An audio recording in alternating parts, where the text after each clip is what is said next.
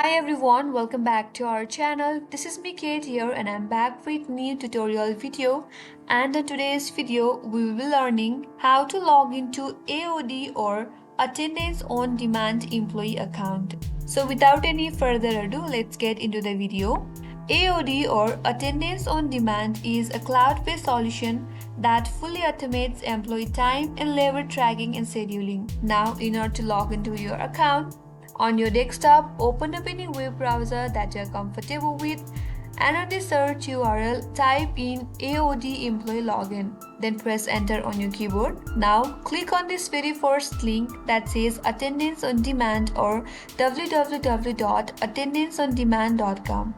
Then you will get into the official website of Attendance on Demand. Now, in order to log into your account, head over to the upper right corner. There you will get a login button. Click on that.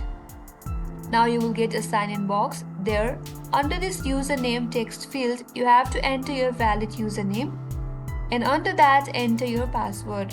Make sure you enter your correct password, and once you're done with that, click on this sign in button, and on the next page you will be successfully logged into your AOD employee account.